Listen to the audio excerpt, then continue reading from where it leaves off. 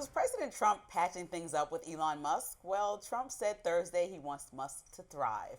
In a Truth Social post, Trump wrote, "Everyone is stating that I will destroy Elon's companies by taking away some, if not all, of the large-scale subsidies he receives from the U.S. government. This is not so. I want Elon and all businesses within our country to thrive. In fact, thrive like never before. The better they do, the better the USA does, and that's good for all of us. We are setting records every day, and I want to keep it that way." This comes a day after White House Press Secretary Caroline Leavitt said President Trump probably won't support Musk's AI business expanding federal contracts. Let's listen. First on AI, does President Trump support federal agencies contracting with Elon Musk's AI company? I don't think so, no. Okay, so he would want the DOJ to then cancel the contract with Musk. I'll talk to him about it, yes. Meanwhile, Tesla shares fell over 9% Thursday after the company reported disappointing earnings. Musk warned employees of a potential few rough quarters ahead. The EV cuts in Trump's recently signed tax bill could compound challenges for Tesla.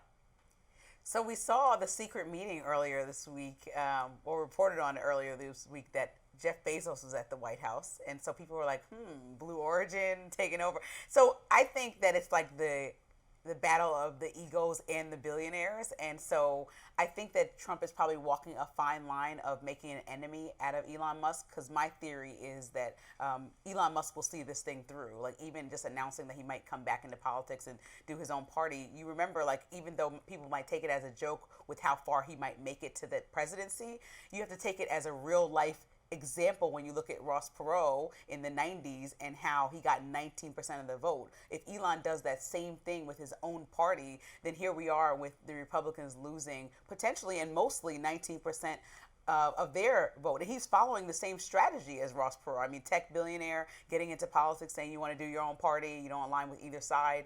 It could go that way easily. And I think if you look at the writing on the wall and how much money Elon Musk has to play with, you don't want him as your enemy in the midterms or the general election. And so I think Trump knows that. Yeah, I think that's probably part of it. I mean, the other part, just based on people we've talked to around the White House, is that Trump and Elon actually did have a lot of respect for each other. They were really good friends, and Trump was actually quite saddened by the way Elon turned on him, and there's still some mutual respect there. So I think that just based on their personal relationship, there's also the element of, well, I don't want to go too hard on this guy because I feel like he kind of had a meltdown, and it's not really fair to kick him while he's down.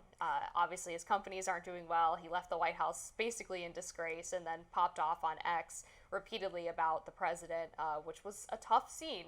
On the America Party point, I think one of the underreported things that people aren't really talking about is apparently they're pretty narrowly focused, at least at this point, on some House and Senate races that they think are winnable, mostly because they know that the Democrats and Republicans often have a slim majority in either direction in those chambers of Congress, and they want to try to have legislators in there who have some influence on deficit spending and the budget and things like that.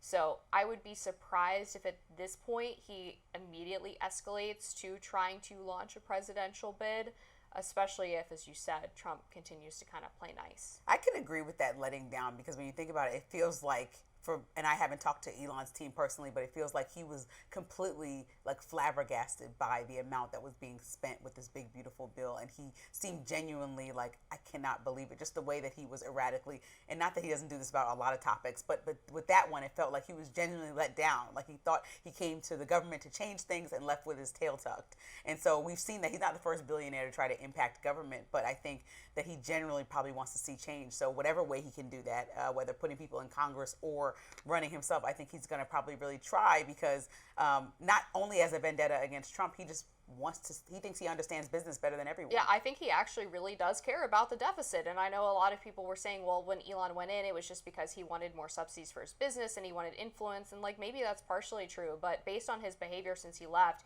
this is obviously an issue that's deeply personal to him, and he actually really cares about it. We also have this argument over subsidies still going to this day, whether he asked for the EV credits to be removed or not. There's a lot of dispute about that. So it's very interesting. I'm very interested to see what the Elon-Trump relationship is, a year, 2 years down the line. And the only part that has me shook is the fact that President Trump doesn't hold tongue for anybody. So the fact that he's like on the fence about where to go with Elon is very interesting to watch. It like, is interesting. what is it that Elon, or what is it that you like so much about him, or what does he have on you that's making you calmer than normal? Which we all don't know that. That does it for us on Rising Live. Look out for more exclusive YouTube content coming your way. Be sure to like, share, and subscribe on The Hill's YouTube channel so you never miss any content. And for those of you who like to listen on the go, we're available anywhere you listen to podcasts. See you next time.